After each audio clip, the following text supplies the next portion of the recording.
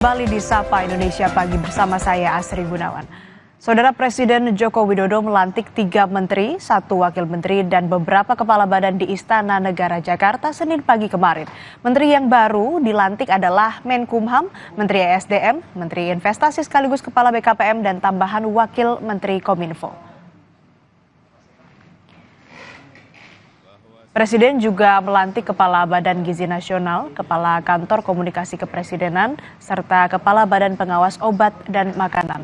Pengangkatan menteri, wakil menteri, dan kepala badan dilakukan jelang 2 bulan berakhirnya masa jabatan Presiden Jokowi.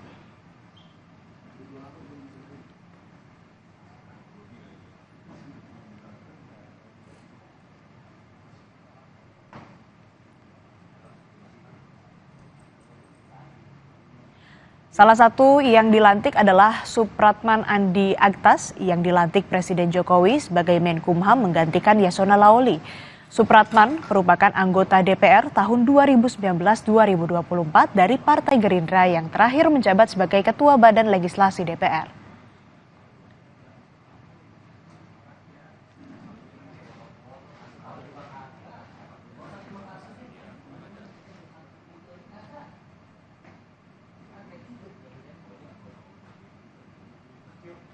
Sementara itu, PDIP menilai reshuffle kabinet merupakan hak prerogatif Presiden. PDIP juga menegaskan tidak akan menarik kader PDIP yang masih tersisa di kabinet. Ketua DPP PDI Perjuangan Said Abdullah menyatakan reshuffle hak Presiden, namun PDIP memastikan akan mengawal pemerintahan hingga akhir pemerintahan Jokowi Ma'ruf.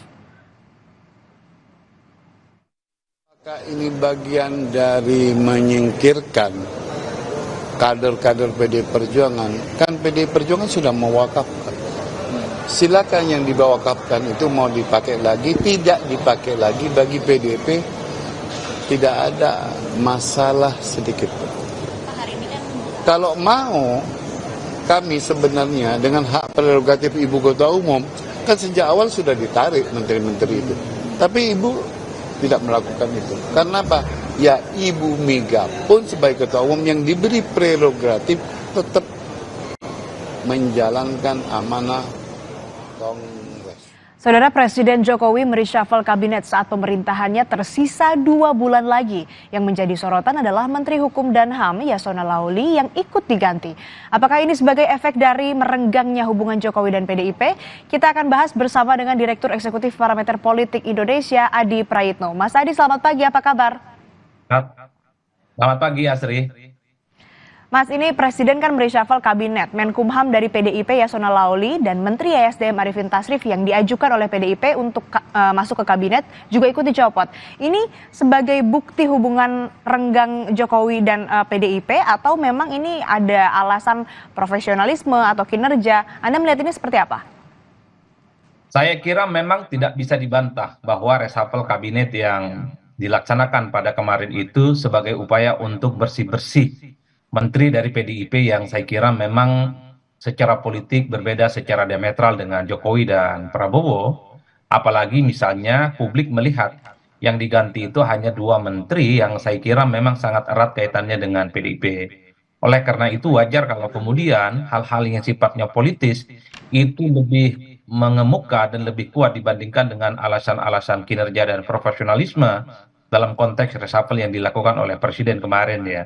Kalau alasan kinerja dan profesionalisme, saya kira banyak menteri yang pasti direshuffle, banyak menteri yang mesti diganti. Apalagi misalnya waktu yang tersisa hanya sebatas 2,5 bulan, tentu ini tidak efektif untuk memperbaiki kinerja apapun di kementerian. Jadi oleh karena itu wajar kalau kemudian publik mensimplifikasi dan menyederhanakan bahwa reshuffle yang dilakukan kemarin adalah sebagai upaya untuk menyingkirkan PDIP dengan cara mengganti sejumlah menteri di posisi-posisi strategis. Kalau di menteri-menteri yang lain saya kira tidak terlampau strategis posisinya. Kenapa misalnya Kementerian Kumham itu diganti? Publik menengarai ini sebagai upaya untuk mengantisipasi adanya gejolak dan dinamika internal yang terjadi di partai politik ya. Di Golkar misalnya per hari ini kan juga ada dinamika yang relatif cukup serius setelah Erlangga Hartarto menyatakan mengundurkan diri dengan cara tiba-tiba. Kemudian PKB, kemudian Nasdem dan PAN juga melaksanakan suksesi pergantian ketua umum itu juga dilaksanakan pada bulan ini. wajar kalau kemudian Kemenkumham itu dalam tanda kutip harus steril, harus memiliki warna dan napas politik yang sama dengan kekuasaan hari ini. Karena kalau Kementerian Kumham itu masih dijabat oleh kader PDIP, Hmm. Yasona Lawli, saya kira ini agak riskan. Apalagi misalnya beberapa waktu yang lalu, perpanjangan pengurus kader-kader PDIP yang mestinya berakhir 2024 diperpanjang jadi 2025, itu kan juga menjadi persoalan-persoalan yang cukup serius yang saya kira menjadi catatan kenapa Yasona itu kemudian di reshuffle. Nah, yang kedua soal kenapa Menteri SDM ini diganti, tentu ini untuk memberikan bobot yang lebih kuat kepada Pak Bahlil khususnya yang digadang menjadi calon ketua umum Golkar tunggal yang tak ada lawan tanding karena ada kecenderungan rata-rata secara umum ketua umum Golkar adalah mereka yang punya posisi strategis, punya prestasi serius dan kemudian dia punya bergen yang relatif kompetitif dibandingkan dengan yang lain. Di luar itu memang ada argumen-argumen ini semacam konsolidasi politik yang terjadi antara Jokowi dan Prabowo Subianto karena memang di berbagai tempat misalnya menteri-menteri yang diangkat itu, wakil menteri yang juga dilantik, termasuk kepala badan yang dilantik adalah mereka yang juga punya irisan kuat dengan Jokowi dan Pak Prabowo. Jadi hal ini yang saya kira menjadi penebal betapa ada alasan sustainability, keberlanjutan ataupun proses-proses persiapan transisi dari Jokowi ke Prabowo itu dimulai meski dengan cara harus menggergaji, mempreteli satu persatu menteri-menteri yang dimiliki oleh PDIP. Ya, kalau ini adalah upaya bersih-bersih dan juga tadi Anda menyebutkan ini merupakan salah satu upaya untuk melancarkan bagaimana kemudian pergantian pucuk pimpinan Partai Golkar yang saat ini juga dinamikanya sedang bergejolak ya Mas Adi. Tapi kenapa masih ada 5 menteri dari PDI Perjuangan yang ada di kabinet? Seperti mungkin Men PPA, Bintang Puspayoga, Mensos Risma hari ini. Kenapa masih ada? Saya kira posisi-posisi menteri itu tidak terlampau seksi ya dalam konteks untuk menghadapi untuk kepentingan politik jangka pendek. Karena yang dilihat adalah bagaimana dinamika politik internal partai yang mungkin dalam bulan ini akan terjadi. Partai-partai seperti Golkar, kemudian PKB yang juga akan melaksanakan muktamar, kemudian PAN juga kongres, termasuk juga Nasdem. Ini khawatir ada gejolak-gejolak yang berpotensi menimbulkan kegaduhan dan friksi. Karena kalau terjadi kegaduhan, misalnya seperti ada dualisme atau ada partai tandingan, memang pucuk akhirnya adalah bagaimana SK di Kemenkumham yang kemudian akan menjadi pertaruhan kira-kira pengurus mana yang secara absah legitimate tentu sebagai syarat untuk mendaftarkan sebagai kandidat di pilkada serentak di 545 kabupaten kota provinsi di seluruh Indonesia. Oleh karena itu, kalau Kementerian Kumham ini masih memiliki iman politik yang sama dengan pemerintah, dijabat oleh kader PDIP seperti Pak Yasona Lawli, tentu sangat riskan. Karena keputusan yang keluar nanti tidak sejalan dengan keinginan-keinginan kekuasaan. Kan itu konteks secara umum.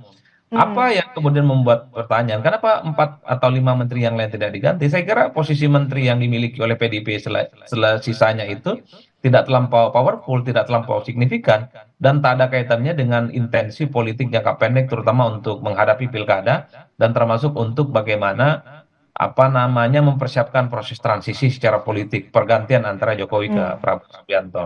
Tapi sebenarnya kalau mau jujur, ini juga ada nuansa bagaimana soal saya sebut tadi konsolidasi politik semacam sharing power sebenarnya bagi para pendukung Jokowi dan Pak Prabowo Subianto. Bagi saya ini hal alamiah karena orang-orang yang kemudian dilantik itu cukup identik dengan Jokowi dan cukup identik juga dengan Prabowo Subianto. Meski dalam banyak hal ini harus mengorbankan dan mempreteli sejumlah menteri yang dimiliki oleh PDIP, tapi upaya-upaya untuk mempersiapkan landasan pacu menghadapi 5 tahun yang akan datang, ini yang sepertinya sedang dikonsolidasikan. Kemarin ada kemudian kepala-kepala badan yang saya kira cukup identik dengan Pak Jokowi dan identik juga dengan Prabowo Subianto, termasuk menteri dan wakil menteri yang dilantik. Jadi itu yang sebenarnya secara substantif kita bisa diskusikan. Meski di permukaan publik taunya bahwa reshuffle yang dilakukan kemarin itu reshuffle rasa bersih-bersih menteri-menteri PDIP yang saya kira kiblat politiknya sudah tak lagi sejalan dengan Jokowi dan Prabowo Subianto. Ya kalau mau jujur menteri yang lain juga banyak dong dievaluasi, apalagi beberapa waktu yang lalu Menteri Lingkungan Hidup juga masuk list yang akan di reshuffle, tapi nyatanya itu tidak dilakukan. Itu tentu karena ada kompromi politik ada momentum politik yang sepertinya membuat kenapa Menteri Lingkungan Hidup itu tidak diresapel. Ya. Terutama misalnya kemesraan antara Pak Surya Paloh dengan Presiden yang terjadi di IKN. Itu kan pembicaraan-pembicaraan yang mengemuka. Hmm. Artinya apa? Subjektivitas terkait dengan PDIP yang bukan lagi menjadi barisan Jokowi dan bukan lagi menjadi bagian dari Prabowo, saya kira itu adalah variabel yang paling mengemuka. Ya, artinya pergantian Menteri Hukum dan HAM ini apakah juga merupakan salah satu upaya untuk memuluskan jalan Jokowi pindah partai atau kemudian menempati posisi strategis di Partai Golkar nantinya? Karena kita juga tahu bersama, Mas Adi, sering digadang-gadang Presiden Jokowi ini sepertinya akan menempati posisi Dewan Pembina di Partai Golkar. Ya, antisipasi terjadinya gejolak di internal partai termasuk Golkar, saya kira pasti sudah dihitung dengan adanya pergantian Kementerian Kumham yang baru ini ya. Tapi kalau pertanyaannya apakah ini terkait dengan kemungkinan Presiden jadi pengurus Golkar atau menjadi bagian dari Golkar, sebenarnya tidak sesederhana itu. Karena kalau kita membaca nomenklaturnya per hari ini, outsider, orang luar itu masih belum boleh untuk menjadi bagian dari Golkar. Satu-satunya yang bisa memperbolehkan Presiden itu bisa menjadi pengurus Golkar atau menjadi orang penting di Golkar, tentu jangan cara merevisi aturan ataupun ADART lain. Dan itu nggak ada kaitannya dengan SK Kemenkumham. Jadi murni soal bagaimana keputusan-keputusan strategis di Munas ataupun Rakernas yang akan dilakukan oleh Golkar itu boleh tidak memasukkan unsur-unsur eksternal sebagai bagian penting menjadi mereka. Hmm. Karena apa? Golkar ini kan partai terbuka. Oke. Dulu misalnya kita sulit membayangkan orang seperti Ridwan Kamil tapi tiba-tiba masuk Golkar menempati posisi strategis Ya. yaitu calon bukan calon apa namanya wakil ketua umum, posisi yang menurut saya cukup seksi ya di internal Golkar.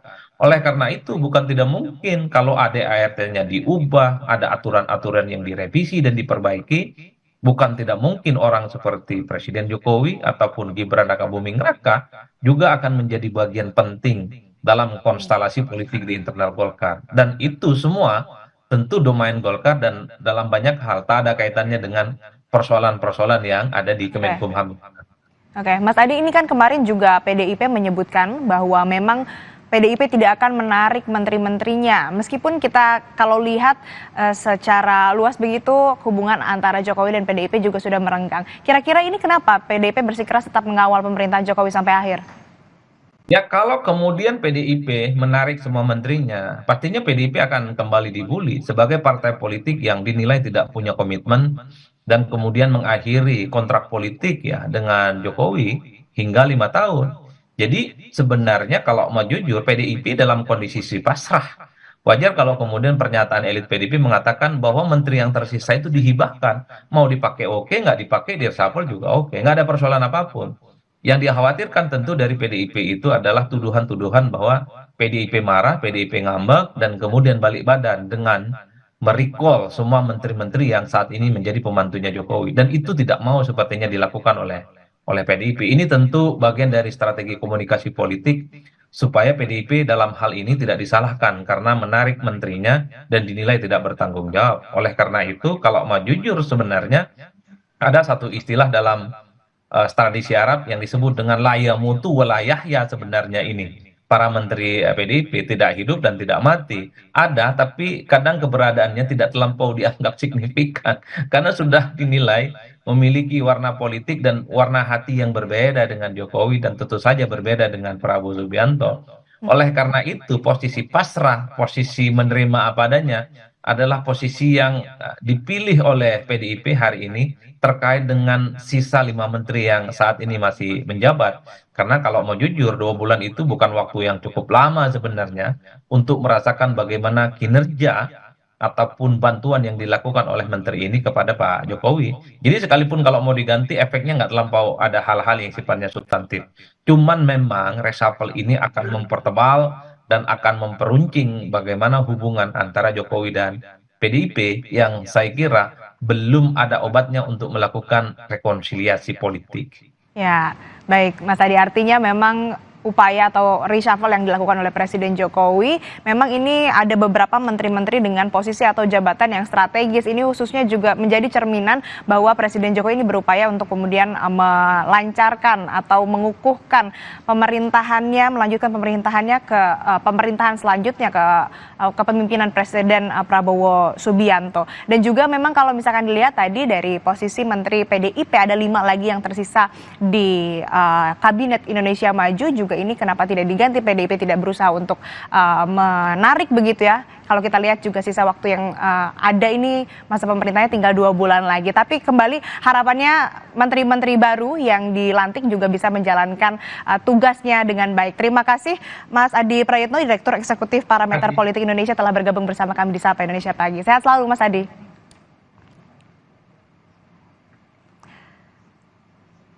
Saudara, Ketua KPK maksud kami akan memeriksa Sekjen PDI Perjuangan Hasto Kristianto hari ini dalam kasus dugaan korupsi di lingkungan Direktorat Jenderal Perkeretaapian Kementerian Perhubungan. Informasi lengkapnya kami hadirkan sesaat lagi usai jeda.